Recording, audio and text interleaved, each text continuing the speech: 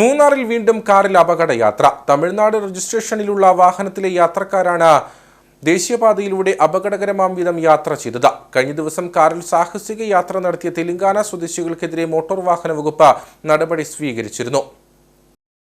മൂന്നാറിലെ റോഡുകളിൽ നടക്കുന്ന അപകട യാത്ര ഒഴിയുന്നില്ല.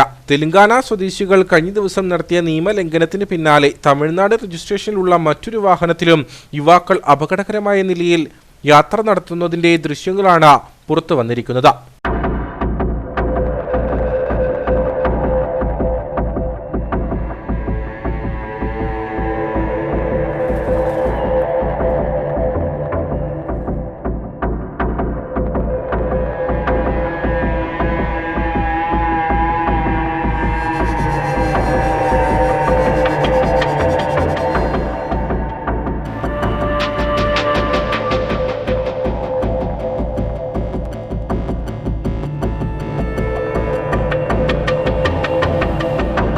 പെരിയകനാൽ വെള്ളച്ചാട്ടത്തിന് സമീപം വെച്ച് യുവാക്കൾ നടത്തിയ സാഹസിക യാത്രയുടെ ദൃശ്യങ്ങളാണ് ഇതാ.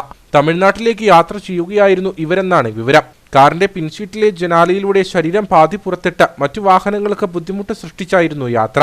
കഴിഞ്ഞ ദിവസം തെലങ്കാന സ്വദേശികളും സമാന രീതിയിൽ യാത്ര നടത്തിയിരുന്നു. ഇവരുടെ വാഹനം മോട്ടോർ വാഹന വകുപ്പ് പിടിച്ചെടുക്കുകയും തുടർ നടപടി സ്വീകരിക്കുകയും ചെയ്തു.